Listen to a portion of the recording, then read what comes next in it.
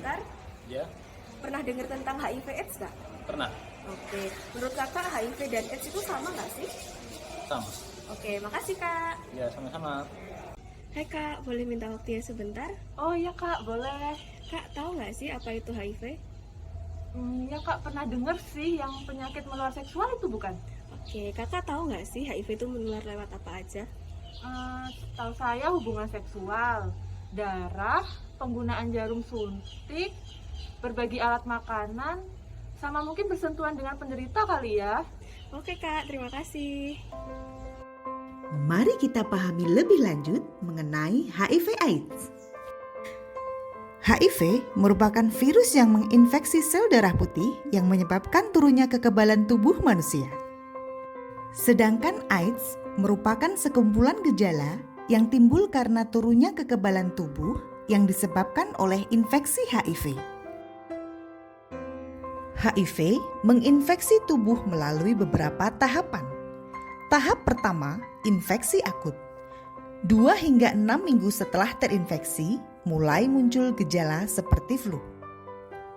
Tahap kedua, infeksi laten. Pada tahap ini belum muncul gejala.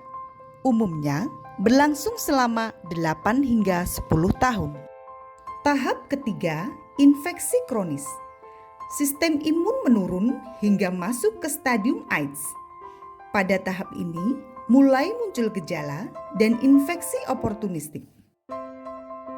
Beberapa gejala yang dapat dijumpai pada AIDS antara lain infeksi jamur pada mulut, batuk lama atau infeksi paru, ruam pada kulit, diare berkepanjangan, peradangan otak, pembengkakan kelenjar getah bening, demam berkepanjangan, dan penurunan berat badan lebih dari 10%.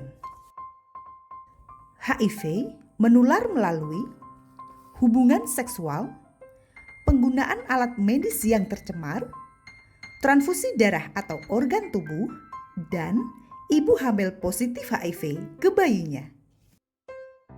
Perlu kita ketahui bahwa HIV tidak menular melalui bersalaman atau bersentuhan, berpelukan, gigitan nyamuk atau serangga, menggunakan toilet secara bergantian, berbagi makanan atau minuman, tinggal serumah dengan yang terinfeksi, dan bertukar pakaian.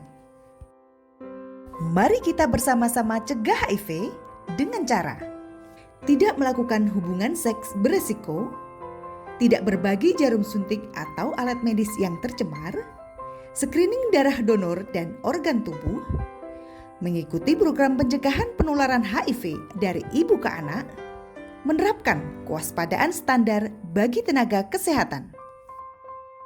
Untuk mengetahui status HIV, kita dapat melakukan konseling dan tes HIV. Tes HIV yang dilakukan melalui pemeriksaan darah idealnya dilakukan di laboratorium yang tersedia di fasilitas layanan kesehatan.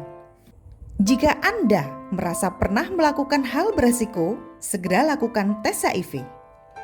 Semua ibu hamil dianjurkan untuk tes HIV dan sifilis untuk menjamin kesehatan ibu dan anak. Jika Anda positif HIV, segera konsultasi ke dokter untuk pengobatan antiretroviral. Pengobatan ini bertujuan untuk mengurangi resiko penularan HIV, menghambat perburukan infeksi oportunistik, meningkatkan kualitas hidup penderita HIV, serta menurunkan jumlah virus dalam darah. Obat antiretroviral disediakan gratis oleh pemerintah. Obat ini harus diminum seumur hidup secara teratur dan tepat waktu. Jauhi penyakitnya, bukan orangnya. Stop stigma dan diskriminasi.